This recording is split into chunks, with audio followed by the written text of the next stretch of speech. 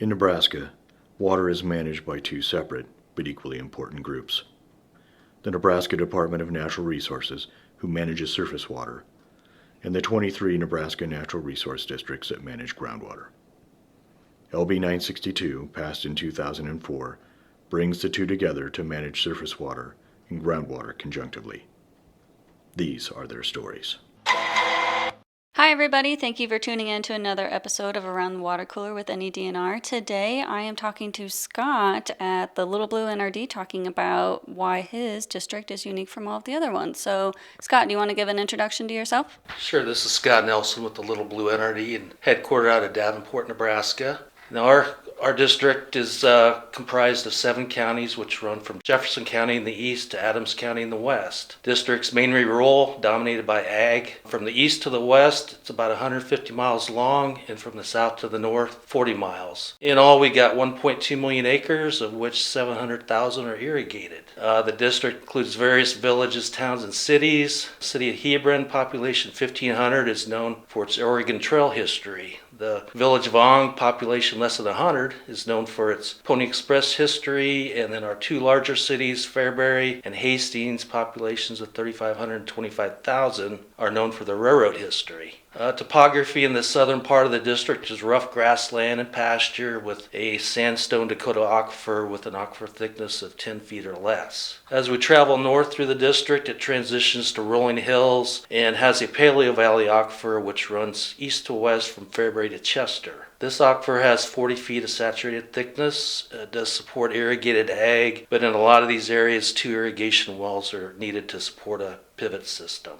On a line from Alexandria to Bruning to Davenport and on up to Hastings, this is the heart of the Ogallala Aquifer. And this ranges from 80 feet of saturated thickness in the east to over 200 feet in the west. Our district is governed by 17 board members and 17 staff here working. And our primary mission of the district is to preserve our groundwater resources for future generations. Our board is very pro-ag, but has a good mix of people ranging from ag producers to business owners. And I would say our main mission here is irrigation management. Over the years, we put together a robust groundwater management plan. Best thing about working here at this district, I feel, is that our directors follow our rules and regulations and very seldom allow politics to affect their decisions. So, in all, a good place to work. That's awesome. So speaking of your groundwater management plan, can you talk a little bit about the quantity aspect of that? Sure. Quantity, all districts are faced with challenges. Ours is no different. As I mentioned earlier, our district has 3 distinct aquifers. 2006, the Paleo Valley aquifer I mentioned earlier was having water issues, and a stay was implemented on the drilling of new high-capacity wells. And this was mainly done at the request of the local landowners as they were experiencing well interference issues. Since 2006, and we did that stay, the aquifer has pretty much stabilized. From 2020 till now, we've been seeing a decline in our Ogallala aquifer about a foot per year. Quite concerning. Average year irrigation use is only about 10 inches per acre, which isn't much, but we think the decline is mainly due to the mild drought conditions we've been experiencing since 2020, which has limited the recharge of the aquifer.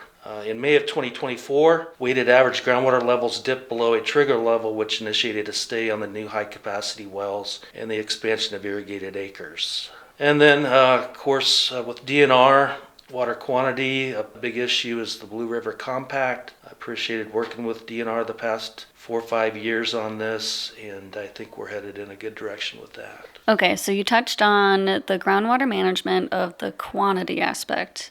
Can you talk about the quality aspect of that water? Sure, quality, statewide, everybody's concerned about the rising nitrate levels. Our district is no different.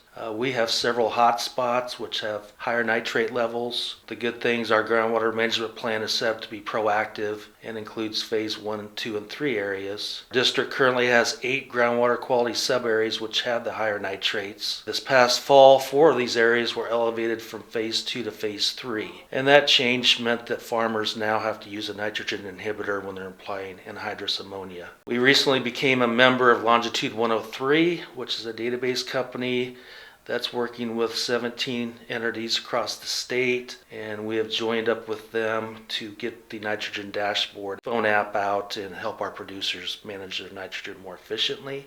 We're also working with Alexa and DNR, having producers sign up for the Nitrogen Reduction Incentive Act program. Of course, this program compensates producers for using less nitrogen, and we've had a ton of interest in that so far. So switching gears back to the quantity aspect, I heard that your district has quite a few flood control structures. Do you want to talk about those? Sure. Over the years, our district has built, operated, and maintained 32 flood control structures, 3 of which are classified as high hazard. Of the 32 sites, 6 sites were developed into public recreation areas. 2 of these, Roseland Lake and Burning Dam, are pretty much primitive and mainly only provide hunting and fishing opportunities. The other 4 sites, Buckley Creek, Lone Star, Liberty Cove, and Prairie Lake, provide a wide array of rec opportunities such as hunting, fishing, camping, swimming, electrical RV hookups. They all have potable water and wells and provide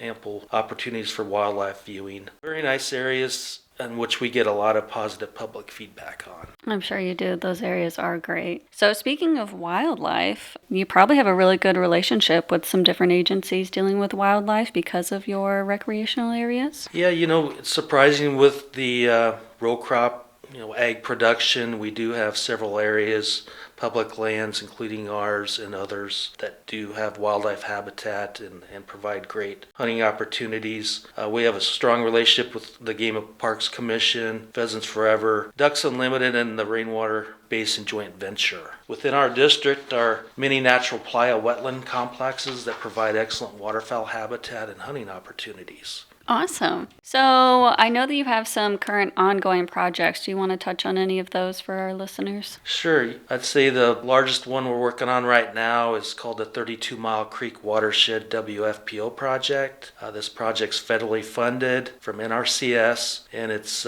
geared at controlling flooding in the village of Kennesaw.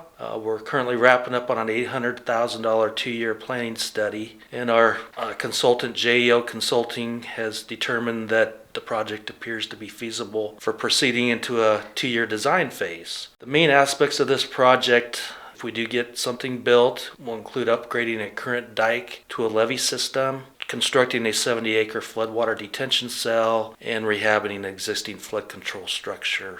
And when it's all said and done, the estimate is more than a $20 million project. It's a pretty penny. So I also know that you're working on a 319 funded project as well. District over the years, we worked a lot with NDEE, with water quality projects. Current one is the Prairie Lake Watershed. This project will provide cost share to producers to implement BMPs to improve the quality of water that enters Prairie Lake. Switching to quantity, we're working with the Bureau of Reclamation. We recently were awarded a $200,000 WaterSmart grant to replace older irrigation flow meters in our district and upgrade them with telemetry. In all, we have over 6,000 irrigation flow meters. 2016, we required that all high-capacity wells be fitted with flow meters, so this is just a tiny start, but we're hoping that if we have good producer buy-in, that we'll definitely seek more funds and expand on the number of new flow meters. That's awesome. I feel like that's a really hot topic right now, too. I was told that you have an extension for a project, Big Sandy Creek? Yeah, the Big Sandy Creek National Water Quality Initiative project was started more than 5 years ago, and it had some fairly decent success, but we recently extended that program for another 5 years. Big Sandy Creek is located just east of Bruning. The program provides funds to producers to reduce E. coli and atrazine to the creek. Past fall, we had a huge buy-in with producers signing up for an incentive to purchase an alternative herbicide instead of atrazine. The cost associated with that is offset due to this program. That's awesome. And I know that you have a public water project going on as well, too. I feel like there's a lot of projects happening here. Yeah, we're keeping busy lately, having great success in obtaining outside funding for these projects, water quantity, quality. But the big one is that since 1978, our district has operated the Little Blue Public Water Project. And this project has supplied potable water to 416 connections, and it serves over 1,600 people. Since the beginning, the project project purchased water from the city of Fairbury, and in 2019, rising costs and elevated nitrate levels prompted our district to search for an alternate source of water. So from 23 to 24, we did secure an easement on a 640-acre tract of land to install 2 municipal supply wells. Water quality from 5 test wells that were drilled on the property, the nitrate levels ranged from 0.5 to 3 part per million. In addition to securing the land and the permits needed and the right-of-ways, we secured $10 million needed for the project, including a $4 million grant from DNR for water sustainability funds, which we are very grateful for. Yeah, the Water Sustainability Fund definitely is utilized all across the state, so that's awesome to hear. So with all of your projects going on, I just want to say thank you for taking time to talk to me about what's happening in your district. And if anybody listening to this is curious on any of these projects, how can they get a hold of somebody to answer their questions? Yeah, sure. We have a good website. It's www.littlebluenrd.org, or call our office phone number here at 402-364-2145. Awesome. Well, thanks for chatting with me today. Okay, thank you, Alexa.